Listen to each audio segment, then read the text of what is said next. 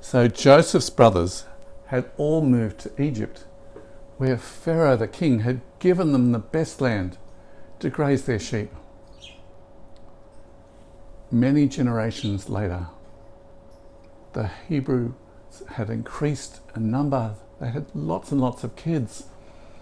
And a new king who knew nothing about Joseph and all he'd done for Egypt came to the throne. What are we going to do about all these Hebrews? If an enemy attacks us, they'll rise up against us. I know.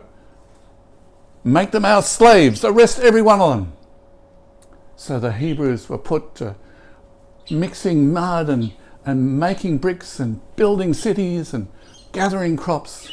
Still they had more and more children. What can we do? Get me the Hebrew midwives. You ought to kill every Hebrew boy. But the Hebrew midwives feared God more than they feared Pharaoh.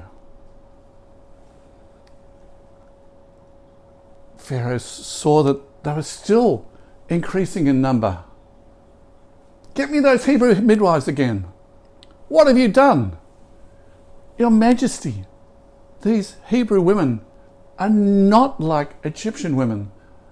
They give birth so fast because they're really fit.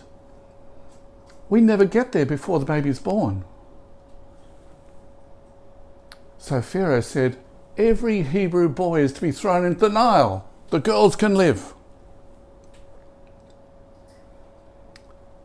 There were a Hebrew couple from a priestly family who had one daughter, Miriam, and then they had a baby boy. After 3 months, the mother could no longer keep the cries quiet. And so she built a basket out of reeds and she placed her baby into this basket and closed the lid and took it down to the Nile and set it afloat in the reeds. The daughter Miriam stayed to watch to see what would happen. Pharaoh's daughter came down with her handmaids to have a bath. Get me that. What is it? A servant brought it, and as she opened it, the baby boy was crying. Oh, it must be one of those Hebrew boys. I'd like to keep it. But at this point, Miriam stepped forward.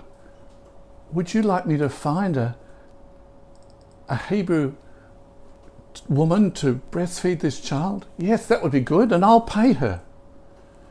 So the child was called Moses because he was brought out of the water and he was breastfed by his mother. And then when he was old enough, he was handed over to the Egyptian princess who raised him in the palace.